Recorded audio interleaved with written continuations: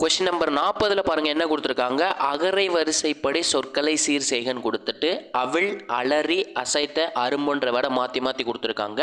நமக்கு starting word first letter பாருங்கள் எல்லாத்துலேயுமே ஆன்ற வேர்டு வந்துருச்சு.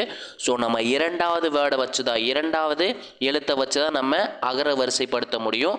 ஃபஸ்ட்டு நமக்கு இது எப்படி வரும்னா, நமக்கு வல்லினம் மெல்லினம் இடையின எழுத்துக்களை வச்சு தான் கொடுத்துருக்காங்க. ஃபஸ்ட்டு வரப்போகிற வேர்டு பார்த்தீங்கன்னா அப்போது கசட தபர அப்படிங்கிறது நமக்கு வல்லின எழுத்து. கரெக்டுங்களா? கசட தபர அப்படின்ற வல்லின எழுத்து இருக்குது. இதில் சா வரிசையில் வச்சு தான் ஃபஸ்ட்டு வேர்டு கொடுத்துருக்காங்க. என்ன வேர்டு? அசைத்த அப்படின்ற வேர்டு தான் ஃபஸ்ட்டு வரப்போகுது. அசைத்த. நெக்ஸ்ட்டு பார்த்தீங்கன்னா இடையின எழுத்துக்கள். இடையின எழுத்துக்கள்ங்கிறது என்ன? எரள, வளல அப்படின்ற இடையின எழுத்துக்கள் இருக்குது. இதில் ஃபஸ்ட்டு வேர்டு என்ன வேர்டாக வந்திருக்குன்னா ரா வரிசை வச்சு வந்திருக்குது.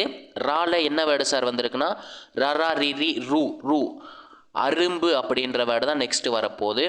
தேர்டு வேர்டு என்ன வரும் சார் அப்படின்னா லா வரிசையில் கொடுத்துருக்காங்க. லா வரிசையில் என்ன கொடுத்துருக்காங்க? அலரி அப்படின்ற வேர்டு கொடுத்துருக்காங்க.